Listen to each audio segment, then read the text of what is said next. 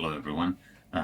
Let's talk about the most important material that I know of, at least for me, at least for most trout fishermen or any kind of fisherman that fishes for fish that are similar to trout, so grayling, chub, and so on. And that material is, of course, pheasant tail. When it comes to pheasant tail, I'm going to talk about anatomy of the feather. I'm going to talk about applications of it and how to look for the good one or avoid the bad one and so on. So let's just dive into the video and see what I will come up with considering that without any script. So when it comes to anatomy of the feather, for us it's important to know that the feather quill is this part that goes into meat, into the skin, and then it extends into rachis, so the thick bony part in the middle, it's rachis, and you have barbs extending on the both sides. If the barbs are symmetrical, then we are talking about central feather, which is preferred feather for the pheasant tails, but it's not a must. Definitely you can use even those side feathers if the quality of those barbs and the length are actually good for you. Now, the quality of the feather depends on many things. First of all, if you're talking about natural feather, that's color being like this. The quality will depend on the age of the bird, whether it was caged bird, hunted bird, whether it's season for the birds to change feathers or not. If it's just before changing feathers, the feather may be worn out already, but if it's freshly changed feather and developed, you will get the highest quality, of course. Then obviously we have some different colors over here. I have some golden olive, some pink, and I have even some purple and some beautiful black. So all those colors kind of destroy your feathers. Some more, some less. You will see in macro photos along the video. But all those colors are useful for flies that we are tying, especially natural or those dark shades. Now, when you're choosing a feather, the longer the barbs. Oh, let me choose the other one that you can see better. The longer the barbs you have, these are like nice and like 6-7 centimeters, I guess. The bigger fly you can tie, and it's easier to manipulate when you wrap it with your bare hands without any tools. It's much easier to manipulate it around the hook than with short barbs, obviously. So try to choose those with long barbs. As you can see, this is quite good one. Now, when it comes to applications of the feather, it's kind of magical material, and it has like so many applications. It can be used for bodies, for tails, for nymphs, for dries, for more or less anything. It can be used for antennas on the flies, for body covers, wing cases, for knotted legs, you name it, you can probably do it with a pheasant tail. So it's very versatile material that can be used in a variety of flies. What I would like to add here is that dyeing process can actually decrease the quality of the feather, and those barbs can be kind of worn out. It can become even brittle. That also happens with old birds and old feathers. So be aware, like when you touch the feather, when you go with your fingers through the barbs, you will feel if it feels elastic, if it feels good, if you can return it to the previous state, then your feather is probably good. If when you pull it, it kind of breaks, and those barbs are not going back to the original shape, the feather is not very good and not very useful for you. Also, the good test is to pull those tips of the feathers, of the barbs. If they easily break, then we are talking about very bad feather, and so on and so on. Like, take your time if you have an opportunity, obviously, and buy good quality stuff, because it will make your flies much more durable. It will make your tying more enjoyable, and the final result, our flies will be better for sure. Now, personally, my favorite applications for this feather is obviously for the body of the flies, whether it's a dry fly or nymph. I like to make bodies with it. Another application that I really like to do is for back case. So definitely, like I make a fly and then I'll just put a couple of those barbs along the back of the fly to make that back cover. Just make some contrast in the fly, and that's it.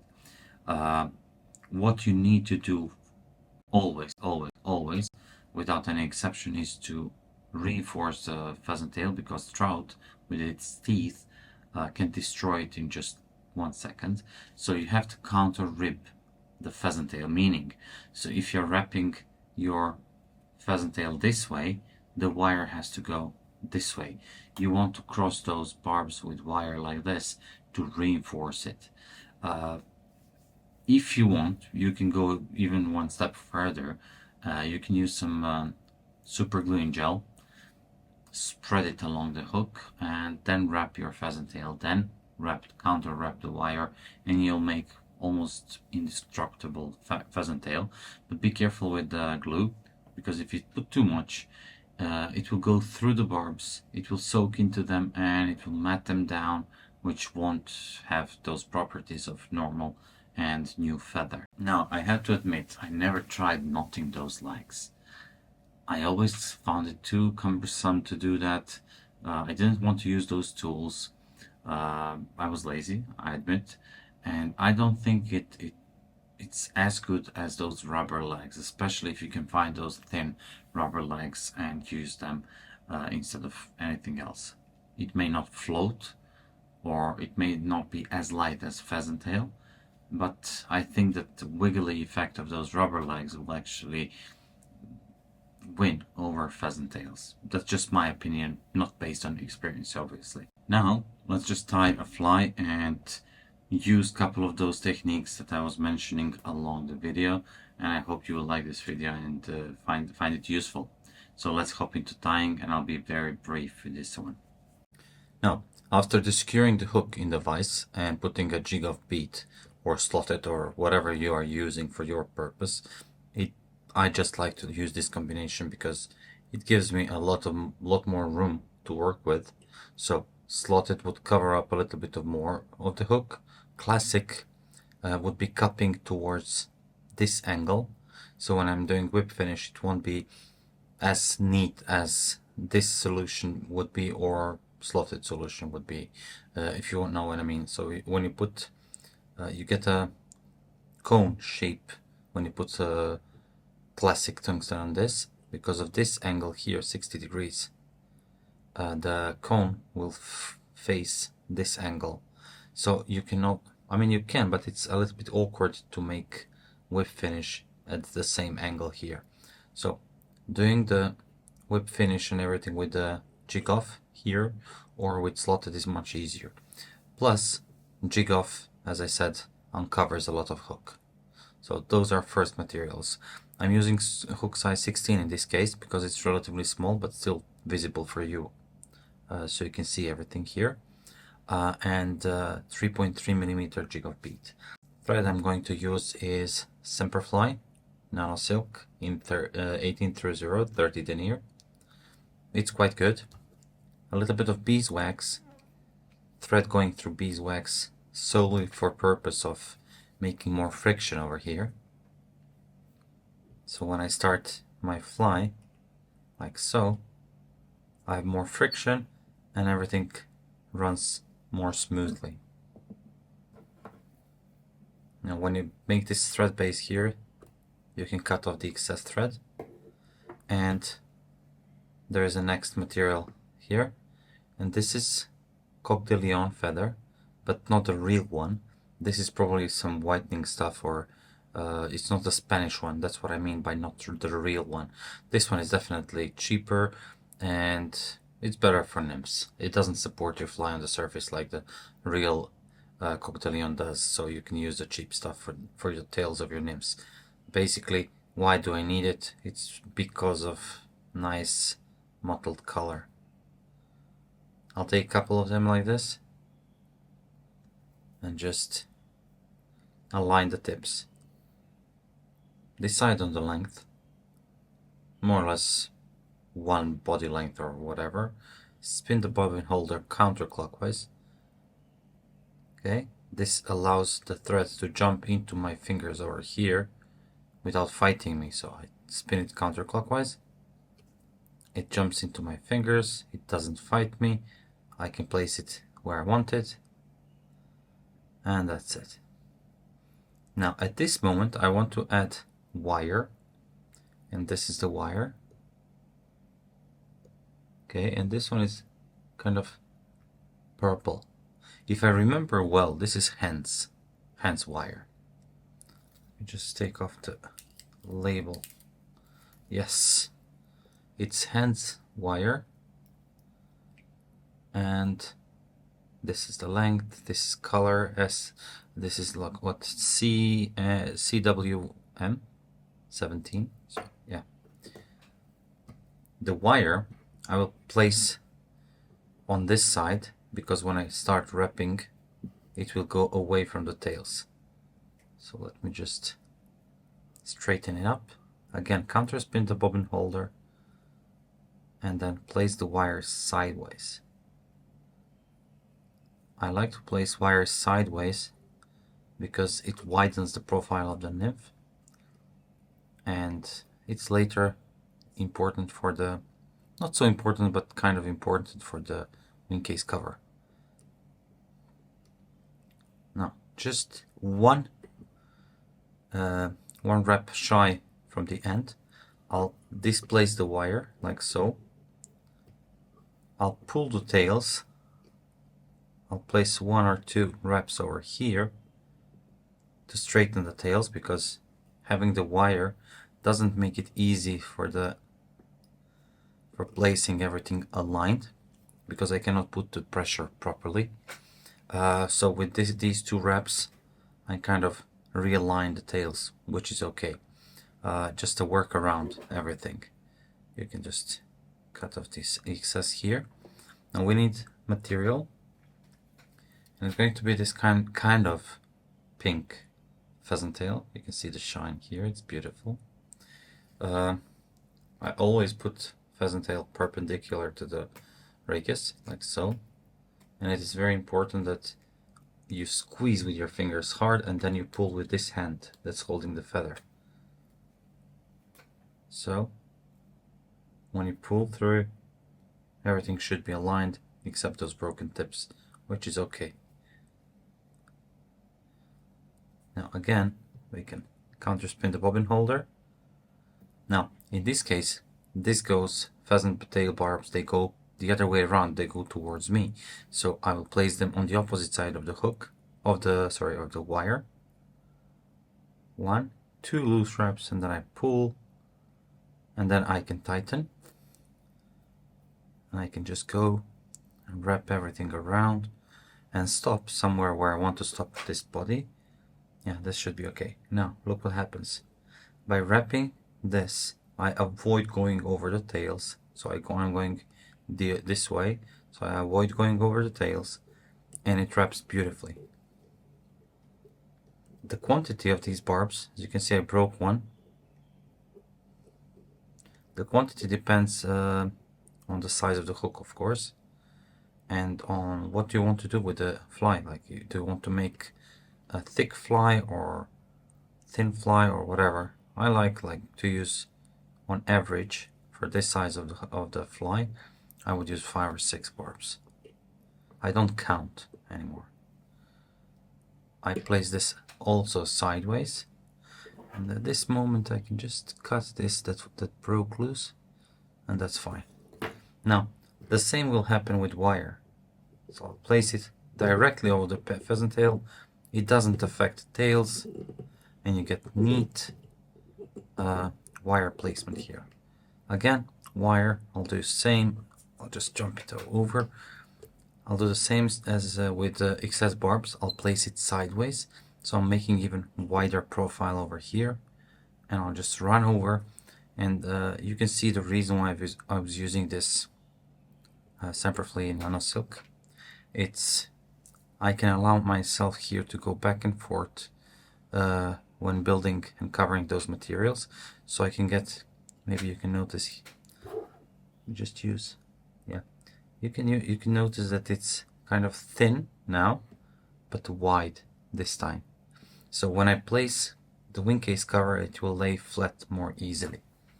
And wing case cover is also going to be this pheasant tail. But as you can see, we have some broken barbs over here. So I'm gonna just take a little bit more than I need. Align the tips. At this point, this is very important to align the tips. Okay, and this one is not perfectly perpendicular, it goes a little bit this way because those are longer. Though as you go up, the barbs, they get longer, so you have to change the angle to get them aligned. But it's important to see them that they are aligned, and then you squeeze them hard and just pull them off the rakas. This is okay. Now I'll grab the very tips here. I'll just take away those that are short. Okay, this is nice. Okay, now counter spin the bobbin holder. What I want to do is I want them to extend a little bit, so I'll just extend those and use them as legs later. But you want them on the top of the hook here, so you will be able to split them later. Okay, I'll pull. Made a mistake. I'll pull up. They kind of moved, but not too much, which is okay. And then I'll just secure them this way. Now, I will use Davy Watten's SLF dubbing. This is rusty brown, but I added some UV dubbing inside. It just feels good. As you can see, it blends nicely with the rest of the fly. The reason why I like this dubbing is because it's very spiky, and I will add a little bit of this dubbing to make nice thorax. Use a little by little. It's more easy to control everything. Okay, you don't need it to be super spiky because you already have legs done. So pull those legs back, go a little bit further back to see if it looks good. It does. Okay, and then I'll go forward. I will add some more dubbing over here,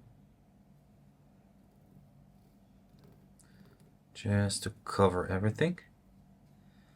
And of course, thread Thor, move those legs a little bit towards wrong end, but it's okay. You can always squeeze them a little bit more.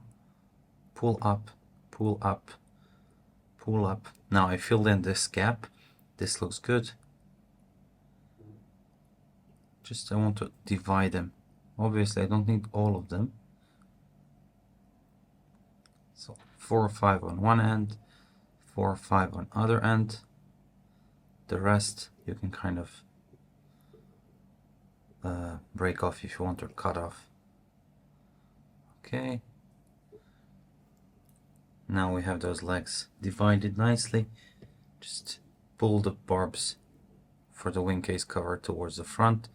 As you can see, I'm using the hook. I divide them and place each half where it belongs. Okay, no pressure. I'm applying pressure now, and because I didn't pull until the end, I want to correct this leg that's running away. So 2, and that's good. Now in front, 1, 2, and it's good. So whenever you see that something is running away from you in a way that you don't like, you can release the pressure, kind of back off, and then by controlling the pressure and application of the pressure, you can actually correct not a mistake, but whatever is not going as you wish. Now I'll do the whip finish now and add another whip finish afterwards with another with another thread color, just to add a hot spot here. So 1, 2, 3 and 4. It's great. Now this one I can cut off. Oops. Now I'll just add this for solely as a hotspot, nothing else. Let's see. Okay. Now I use the bead to slide the thread. Now after 2 wraps I can just, I don't know if you saw that, I just wrapped around the tag end to secure everything a little bit more. So I'm letting the thread to slide down the bead, and that's how I'm placing it without actually making this hotspot too wide. The same I will do with whip finishing the fly. So as you will notice, I'll slide it. I just slide down the bead and let the bead do my job of aligning those wraps nicely. Tighten everything off and then cut. And we have finished pheasant tail nymph, where I used pheasant tail for the body, for the cover, for the legs. So thank you very much for watching. If you like this video, please give it a like. See you next time.